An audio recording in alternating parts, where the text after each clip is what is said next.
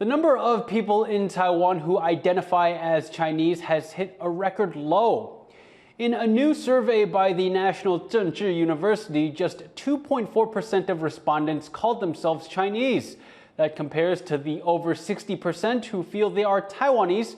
About 30% consider themselves to be both. Taiwanese identity has been rising over the decades, while Chinese identity has been dwindling. The survey also asked respondents how they feel about Taiwan's relationship with China. To find out more about identity, I spoke with Lev Nachman, an assistant professor at the university that did the survey. Can you tell us a little bit about the history of this survey and this year's results? Yeah, so this is a part of an ongoing survey that NCCU's Election Studies Center has been doing for decades now. And really, what the results find is nothing new. It's sort of a continuation on the same trends that they've been tracking since the 90s, which is one, Taiwanese identity continues to go up. Chinese identity continues to stay incredibly low. People still overwhelmingly want the status quo. People do not want either immediate independence or immediate unification. And the people that do want any sort of unification are incredibly low.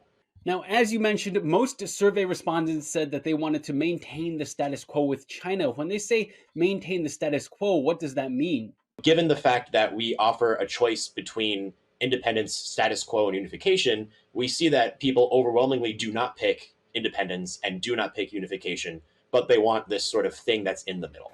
Now, of course, how exactly people define what they mean by status quo will likely vary quite widely.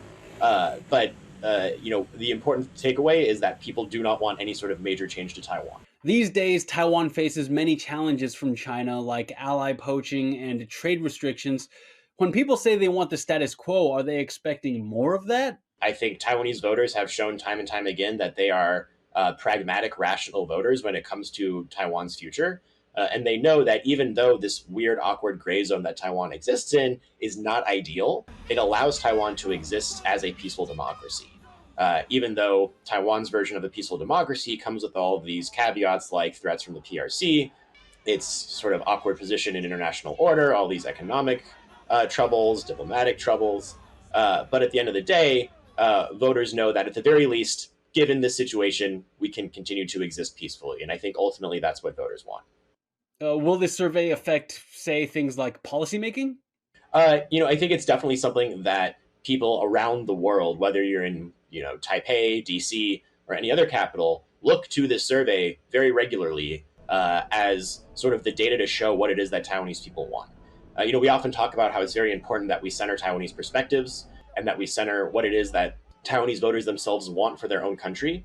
And it's data like this that policymakers around the world can say, look, we should not be trying to rock the boat for Taiwan in any particular direction because we know that voters in Taiwan do not want any sort of major change.